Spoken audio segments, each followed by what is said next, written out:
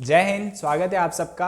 आज मैं छोटा सा वीडियो लेके आया हूँ आपके लिए, जिसमें इंग्लिश के स्ट्रेटेजी में बताने वाला हूँ। पढ़ने के लिए नहीं, पेपर को किस तरीके से अटेम्प्ट किया जाएगा उस तरीके से। क्योंकि अभी रिसेंटली मैंने देखा है कि बहुत सारे बच्चे जो हिंदी का एग्जाम दे के आए हैं उनको दो प्रॉब्लम फेसेस करनी पड़ी है। एक तो कि कॉपी लिमिटेड आपको मिल रही है, तो बहुत सारे बच्चे जो ऐसे है बहुत बड़ा लिख देते हैं, तो फिर बाकी चीज़ों के लिए जगह नहीं बचती है, या जो आता है उसमें कहीं कुछ कम लिखना पड़ता है। ठीक है। दूसरी चीज, टाइम मैनेजमेंट में बहुत बड़ी प्रॉब्लम हो रही है, क्योंकि आपसे ओएमआर फिल करवाई जा रही है जिसमें बहुत ज़्यादा टाइम लग रहा है। तो लैंग्वेज सब्जेक्ट में बहुत ज़्यादा आप थोड़ा सा स्पीड की वजह से लैग कर जाते हो, क्योंकि उसमें लिखना बहुत ज़्यादा पड़ता है और आप धीरे धीरे लिखते हो या जमा जमा के अच्छी राइटिंग में लिखते हो, इसलिए टाइम की कमी हो जाती है। तो मैं दो चीज़ें आपको बताने वाला हूँ इन दोनों प्रॉब्लम्स के बारे में, जो कि आपको ध्यान रखनी है। सबसे पहली बात करते हैं कि स्पेस की, मतलब जगह की। ठीक है, आपको किस तरीके से जगह का यूज़ करना है।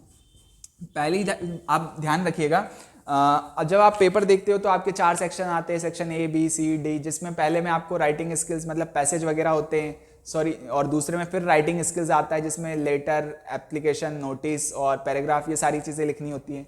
फिर आते हैं क्वेश्चन आंसर्स वाला, सॉरी, ग्रामर वाला पोर्शन सेक्शन सी, और फिर क्वेश्चन आंसर्स वाला पोर्शन सेक्शन डी। चारों हैं, तो आप जहां से शुरू करना चाहें वहां से कर सकते हैं, कोई इशू वाली बात नहीं है। लेकिन मैं आपको सजेस्ट क्या करता हूं कि आप 1 बाय 1 चलें, ए बी सी डी के थ्रू चलें, क्योंकि वो उसी तरीके से डिजाइन किया गया है कि वो आपको परफेक्टनेस की तरफ ले जाएगा। ठीक है।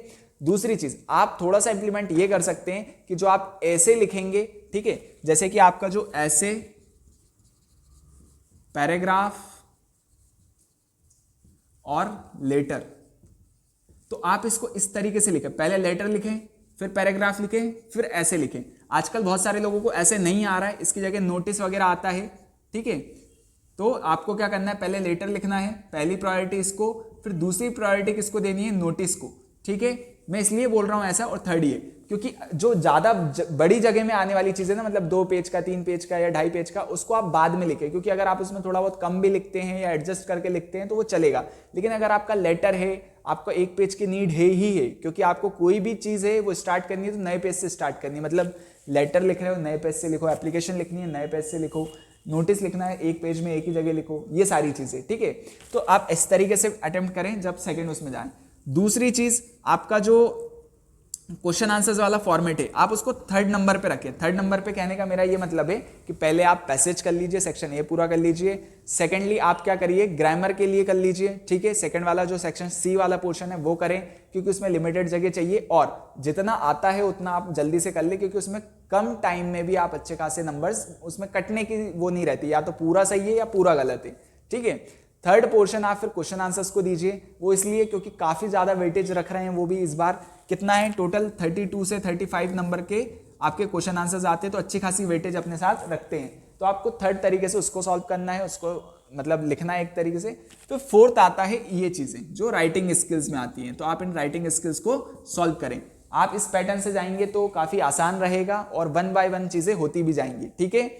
4th चीज आती है, मतलब इसके बाद जो सेकेंड प्रॉब्लम मैंने डिस्कस करी थी वो कौन सा था, टाइम का।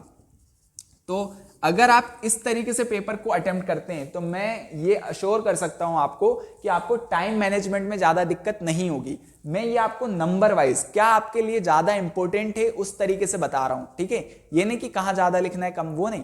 आपको जो ज्यादा नंबर दिला के जाएगा कम मेहनत में, उस तरीके से मैंने आपको लिखने का फॉर्मेट बताया है। ठीक है, तो ये आपको टाइम सेव करने में भी बचाएगा। ठीक है, अगर आप ऐसे लिख रहे हो और उसमें आप आराम से 10 मतलब पैराग्राफ या ऐसे लिख रहे हो, आर्टिकल लिख रहे हो किसी चीज का, और आप 10 मिनट दे रहे हो उसको कि 2 पेज में लिखना है, 150 वर्ड है, या ऐसे 2 पेज लिख रहे हो, जगह जा रही है, टाइम जा रहा है, तो उसमें आपका मैनेजमेंट बिगड़ सकता है, दोनों चीजों में, जगह में भी और टाइम में भी। तो आप उसको लास्ट में अटेम्प्ट करें, ताकि थोड़ा सा अगर आप कम भी लिखते हैं या जल्दबाजी में भी लिखते हैं तो वो चीजें हो जाएंगी। लेकिन अगर आप वहीं क्वेश्चन आंसर्स लिख रहे हो और उसमें जल्दबाजी करोगे तो थोड़ा गलत हो जाएगा, भूल जाओगे या कोई चीज छूट जाएगी, तो वो चीजें ना करें। आप एक पैटर्न में यहाँ पे फाइनल लिख देता हूँ कि इस तरीके से पेपर को अटेम्प्ट करिए। ठीक है, जिसमें आपकी दोनों प्रॉब्लम्स जो आजकल ज्यादातर देखने को मिल रही है वो सॉल्व हो जाएंगी। सेक्शन ए आपको पहले सॉल्व करना है, फिर ए के बाद आप जाएंगे सी पर, सी के बाद आप करें डी, और डी के बाद मैं आपको सजेस्ट करूंगा बी। ठीक है, इस तरीके, ये सेक्शंस बता रहा हूं मैं, है ना, सेक्शन। तो इस तरीके से आप इनको सॉल्व करें। ठीक है, तो ये आपके लिए आसान रहेगा।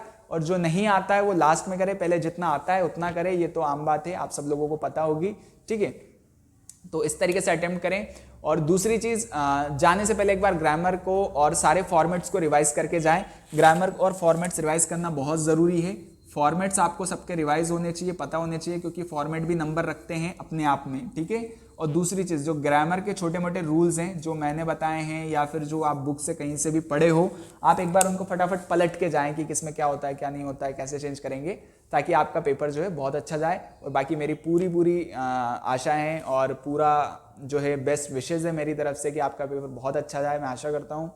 और कोई भी दिक्कत होती है तो आप कमेंट में बता सकते हैं, ताकि मैं पेपर से पहले ही आपको उसके सॉल्यूशंस दे सकूं।